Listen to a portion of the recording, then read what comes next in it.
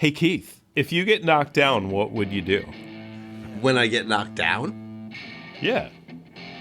I get back up again. Just like Chumbawamba did in 1997. Damn, whatever. Oh my god. Oh god, that's hard. That's hard. And I knew it was coming too. The new Dad Rock! Jazz by day! Podcaster by night! Host Keith and Steve, two college radio DJs in the 90s, covered exposed bands like Nirvana, Pavement, and TJ Harvey. They order shows, interviewed musicians, and reviewed albums for various Zion papers. They worked security at concerts and once, even did loading for fish. Now, they're dads. Whether you want to explore lesser-known music or take a trip down memory lane, tune to the new Dad Rock. Join hosts Keith and Steve as they navigate the ages together, sharing a love of music across various eras and genres. Always well-intentioned, often well-informed, seldom boring. The new Dad Rock will expand your mind. Oh my god, Chumbawamba. I get knocked down. I get up again. Dude, They never gotta keep me down. you know every parent was rocking their car, rocking that song in their car, in their station wagons, their minivans, with their kids, four or seven. There's so many of those types of songs.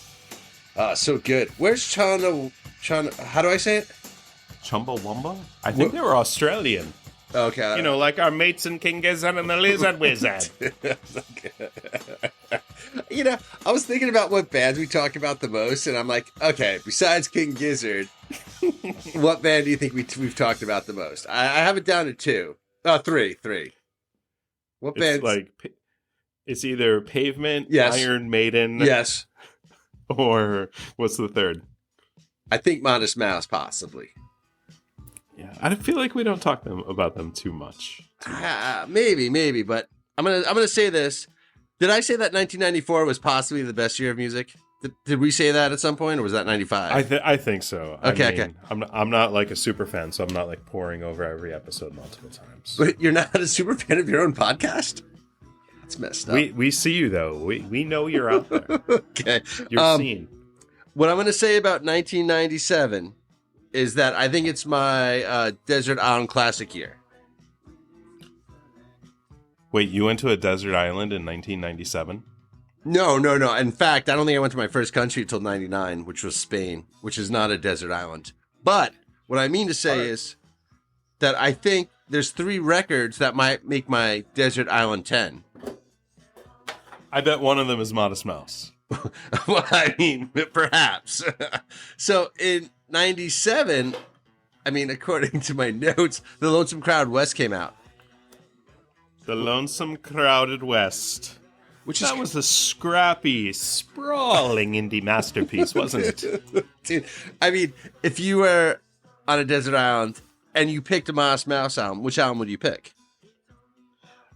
That's definitely my favorite album by them. But seriously, the first song, he's like on the train, and he's like talking to himself, and he's like, that might not be the album you want because there's a lot of, you might go crazy. I mean, yeah, I guess you have to talk about what kind of island it actually is. No, but see, Heart Cooks Brains. Oh, so Teeth Like God's Shoe Shine is the one you're talking about. That song? Yeah. See, Heart Cooks Brain is one of my favorite songs, and Trailer Trash is on there. I mean, it has like the dancey songs like Doing the Cockroach and Cowboy Dan. I mean, it's he's a major player in the cowboy scene. Dude, he really is. Oh, and I mean, I have to just say that, like, I mean, you're on a desert island, and like, Shit Luck is a pretty good song for being on a desert island. This plane is definitely going down. And Bankrupt on Selling, which is probably why you had to go to a desert island in the first place, because everything is collapsing around you. Yeah, and polar opposites, like you're opposite of the polar region if you're on a desert island. Unless that desert is Antarctica.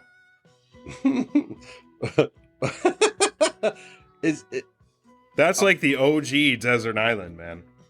You're stranded on Antarctica. And in that case, what Modest Mouse album would you want? The Moon and Antarctica. I mean, you'd have to, right? That's the album after this one, though, right? That's probably the other one that was in contention in my head. But interesting. No way. This one all the way.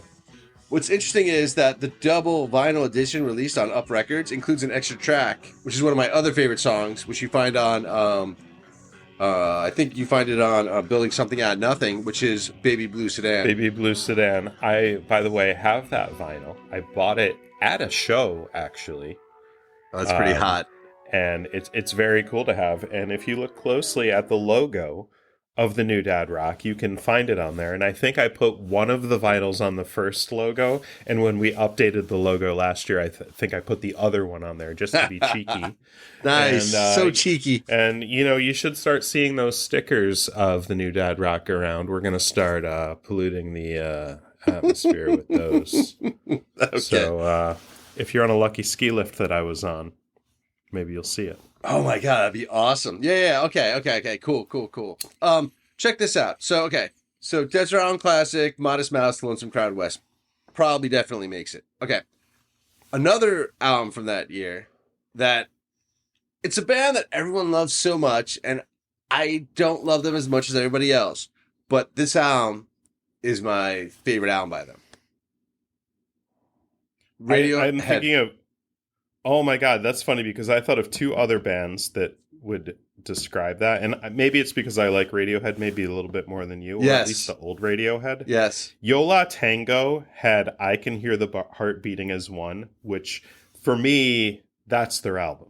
Like I love that album. And they put out a couple around that era that were great. And then also Built to Spill, perfect from now on. Like everybody loves, what's the one with the plan and The Plan, the first song. The plan keeps coming up again. Yeah, dude. And the plan is that nothing ever stays the same. Dude, I actually used that quote for my but project that wasn't management. this album though. It wasn't. That's why this is not the one that would make it. Excellent. Got it. Yeah. What is the name of that album? The one with the plan. Yeah. That's funny because I've Keep It Like a heard- Secret. It's Keep It Like a Secret, and that's 99. Easily my favorite Yes. album by them. Yeah. Okay, so Yo La Tango don't make it. Built to Spill don't make it. Not these albums, not in 97. But Radiohead, OK Computer. I mean, that is my favorite album by them. You? Yeah, definitely. Because I like their first, I really like their two albums. And then I do like, of the Amnesiac and what was the other one called? The one after it. They were recorded at the same time. Oh, Kid A? Kid A. So I like Amnesiac, not so much Kid A. And then the one after that was that Hail Pools? to the Thief. Yeah, Hail to the Thief. Hail to the Thief had a couple. And then they had In Rainbows. So right through that whole era, I really dug Radiohead. Yeah. And looking back, I will still say, and every one of those albums has at least 4 great songs. Oh, sure. And a few others that are pretty good. Are they my cup of tea? Not as much anymore. And that's I would label Radiohead dad rock, and I will say the new dad rock. Dude, well, for sure. OK Computer is the ultimate mind expanding new dad rock album. It's Paranoid Android. Just that's what I remember seeing that video. Yeah. It just blew my mind. Yeah. And I remember, I think I saw that video and I went directly to the CD store and bought the CD. Yeah, it's one also of those... because I was probably also going to the CD store anyway because the Ween the Mollusk had just come out. Oh yeah. Is that the album after Chocolate and Cheese, or there's an album between those two? Is Quebec between those two? No. You know what's between those is the country album, 12 Golden Country Greats. 10 great songs. That's the weirdest one. 12 Golden Greats. First of all, it's the 12 backing players who are all legendary musicians. He had... I didn't know that. Yeah. And there are 2 other songs. One of them being So Long Jerry, and I forget what the other one is off the top of my head. Wait, you mean like they're on like B-sides or something? Exactly. Oh. And those would be the 12 Golden Country Greats. Oh, that makes sense. I should have gotten That's a conspiracy theory, though. Yeah. That one's not confirmed. Interesting. Yeah. So is Ween one of your desert island? No. And wait, hold on. if it was a Ween album, it would have been Chocolate and Cheese. My favorite album is Chocolate and Cheese, but I can hear the argument for the Mollusk, and that argument is that was the first album you heard them on. But not us. But not us. Yeah. But no, we knew them prior to that. Yeah. And Push a little daisies, man, come on. Watch a little daisy grow. Daisy grow.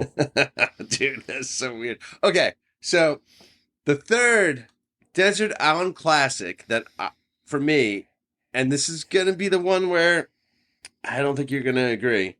Is it controversy? Is there going to be some controversy? Well, we'll find out. But it's one of the three bands we talk about the most, and we've already mentioned Modest Mouse, and we've already mentioned Iron Maiden. Well, we haven't mentioned Iron Maiden because I don't think they put anything out this year, do they? They probably did, right? Iron Maiden. I don't think they did. In 96, they put out the X Factor. In 98, they put out Virtual XI. So in 97, they did not. Dude, you're such a savant. However, I have to interrupt because Bruce Dickinson. Oh, God. Bruce Dickinson put out a solo album in my 1997. That's and horrible. It's got to be bad. This honestly, this album is probably better than any Iron Maiden album since then. Okay. Willing to believe that. Do you listen to it? Have you listened to it in the last year? A song has definitely come up. Okay, cool. Okay, fine. That's huge. This is the only thing. Yeah, so 1997, Accident of Birth with Bruce Dickinson. But the kicker here, this is Bruce's fourth solo album at this point. Holy shit. It's his fourth solo album at this point. But the kicker here is Adrian Smith, who left Iron Maiden in 1988, is now reunited with Bruce. And like this kicked it up a notch. You have two of the big three songwriters in Iron Maiden now together in a band again. An Accident of Birth, I will argue, maybe you could say the next album in 98, Chemical Wedding. Either of those two are Bruce's best two solo albums and better than anything Iron Maiden has put out since then. But do any of them make your Desert Island classics? Accident of Birth, now that you give me an idea, no. Hey, do any Iron Maiden albums make your Desert Island classics? Yeah, 100% I would put Peace of Mind on there. Oh. And I might even put Power Slave on there. 20% of your Desert Island. Well, actually, we'll talk about that later. Okay, so, no, the third one of 1997 for Keith, Desert Island classic, Pavement, Brighten the Corners. Yeah. I know you keep sticking up for this album. And I don't understand it. It's my fifth favorite of their top 5 albums. Wait, how many albums do they have? Do they have 5 or 6? They have 5 albums. So it's your least favorite. It's my least favorite by them. Okay, you said it funny. Wait, hold on though. Okay, hold on. Okay, the singles were horrible. Stereo is just not a good single. But that's one of my more liked songs on that album. Really? Okay. Yeah, because first of all, he mentions Geddy Lee, the lead singer of Rush. Yeah. Like, what about the voice of Geddy Lee? How did it get so high? Oh, come on, dude. I wonder if he speaks like an ordinary guy. I know him, and he does. Well, you're my fact-checking cuz. Dude, and then Shady Lane, which is a good song. That was released as a single. My daughter is named Sadie Jane, dude. Like, come on. Okay. Okay. But after that, like... Wait, so after the first 2 songs is what you're saying, because those are songs 1 and 2 on the album. Yeah, they're good enough. They're not the best songs ever. I do like Shady Lane. I really like Shady Lane. I also thought you really liked Blue Hawaiian for some reason. I love Blue Hawaiian. Okay. It's just the weirdest memory I have. Yeah, good. And then maybe Finn, but I love Finn, dude. There's better versions of that song when it's what's it called on the Oh, really? On the B-sides, there's like better. I feel like there's better versions of that. Oh, so okay, I'm willing to believe there's better versions of songs. I mean, that's why we like live bands. But all that other stuff in the middle, like wait, hold on. Go ahead. No. Okay, I agree. Date with the IKEA sucks, and I agree. Passat Dream sucks. But yeah, I mean, we know why. Yeah, they those suck. are like Canberg. I mean, I don't always love the Canberg songs, but I don't always hate the Canberg songs. But these two, I just do not like. Yeah, I agree. And it was totally, and I get it. They were a couple years older than us, and basically they were going like shopping at the store to fill up their apartment, and it was like, yeah, the mediocrity of like life is settling in, and I'm like, I don't want to hear a song about that. Well, it's no for fucking real. Because and on We Are Underused, doesn't he talk about we wasted all this energy on a fucking wedding invitation? Yeah, like exactly. I remember that. Yeah, this is Malcolmus going after Cannonberg for being like, you're fucking going to IKEA. You want to buy a Passat. You're planning your wedding. You're wasting our time. Well, the funny thing, the addendum about the Passat, I think we've mentioned this in other episodes, but we used to see Canberg out at shows when we lived in San Francisco because he was out in the suburbs and he would come into shows. So I remember there was a daytime Built to Spill show, and it was, what was that? Slim's? What's that place like on 14th? No. It's Slim's is the place you're talking about. Were we with Stratton and we were chanting Two States? Yeah, exactly. But I remember when we left that show, it was still broad daylight. It was like a 2:00 in the afternoon show. And it's like now 5:30 and we're like, out in the sun. And I remember seeing Canberg like in his car driving away. He's driving a fucking Jetta. So like the car that's a step down, like the next step up, the better car is the Passat. So it's like his dream is getting the Passat, but he got the Jetta, dude. Dude, well, okay. So this is even crazier. I was in a writing group like once or twice with a friend from work, 2004, 2005. And in the writing group was Cannonberg's wife. So I went to Cannonberg's house in the Upper Haight for a writing group once. I think they were divorced by then. Yeah, it's crazy. Anyway, Slim's ain't a venue anymore, I don't think. Okay, but Starlings of the Slipstream, that song is great. Yeah. Embassy Row is one of the better punk songs. Yeah. Okay. That's a fun song. And Type Slowly. No. Like, so you are underused. Yeah, it's just so. You're right. The thing is, you're right. They're getting married. They're getting older. They're 5 or 6 years older than us. So you're right. That's what this album is. But I'm fucking that guy now. I'm not fucking that guy. I am that guy. The thing is, this album has 12 songs, and what was on Wowie Zowie? 17 or 18? 18. And yeah, this has as much like. This has more crappy songs than Wowie Zowie did, and that was 17 songs. I see. I get what you're. I do think Pavement is the hardest band to pick a single album of. I totally agree. But I think it's pretty good. Okay, I'm going to move on. Okay, so my whole point is that this year, 1997, had at least or probably 3 of my Desert Island classics. Now, okay, and those are Radiohead, OK Computer. Yes. Pavement, Brighten the Corners. Yes. And what is the third? Modest Mouse, The Lonesome Crowd West. Okay. Yeah. I would probably take The Lonesome Crowded West with me. I may even take OK Computer. That's funny. Partially because I haven't heard it in a while, and I know it's good. Yeah. The whole thing. Yeah, I agree. Yeah, I'm definitely not taking Brighten the Corners. But are you taking any Pavement? Are you taking any Pavement? I would definitely take a Pavement, and I might take Wowie Zowie partially. You love for the Wowie sheer Zowie. Number. Do I get the Sword and Sentinels edition? So no, I don't. I'm so okay. Well, sure, right. If we did that for anything, I'd probably take the first set of stuff they did, right? Because would you get all of like front? I don't know. Would you get all that crazy stuff? The Bree Slide? Yeah, I don't know. Anyway, okay. So the thing about Desert Island Classics, though, and this I did not know, and we've talked about Desert Island Classics before, but it was created in 1942. Like, it was created during World War II. What you mean? Like, isn't that crazy? Like, the BBC Forces program first aired Desert Island Discs, created by Roy Plomley, a British radio broadcaster, in 1942.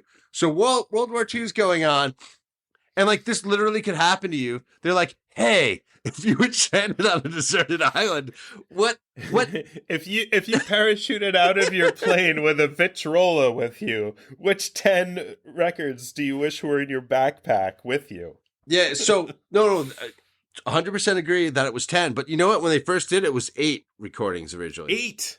Wow. I know that makes it harder. Which now that I know that Pavement album's probably gone and possibly OK Computer, but I'm still keeping Modest Mouse.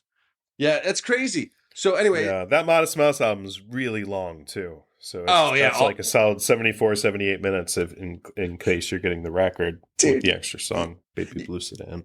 You're so funny because I think a couple episodes ago, I think you talked about how CDs were at first 72, then they got to 80 or something. And Modest Mouse totally uses all the space in the longer version. So you're totally right. Yeah. So and the thing is, I think the people who listen to the new Dad Rock might find another group of albums that could actually be on their Desert Island list that also came out in 1997. Oh, there's a bunch. Yeah, I mentioned the Mollusk. Like, I love Ween, and I know people who really like Ween, and that might be theirs.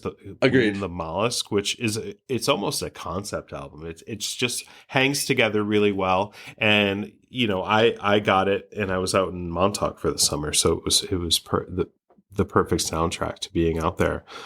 Spiritualized, Lady and Gentlemen, We Are Floating in Space. Like, this is the album that got Jason Pierce and his whole thing.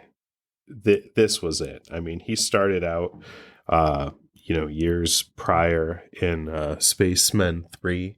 Mm-hmm. And he came out and made Spiritualized his own, and now he always had that almost religious undercurrent, but he started out with an Elvis song right at the beginning of the song of the album. You never listen to Spiritualized? Not really. It's funny because Chrissy has, when I met her, especially, she had Spaceman 3 in her CD like disc case. She had Spiritualized. I mean, I think I even bought an album. I just never got into them. Yeah, so I mean, they're kind of they're definitely very British, but it's a lot of keyboard. It's almost a little bit of soul in the background, and but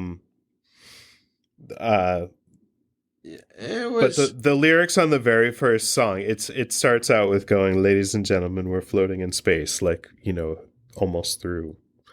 Yeah. As if you were in a space capsule hearing that.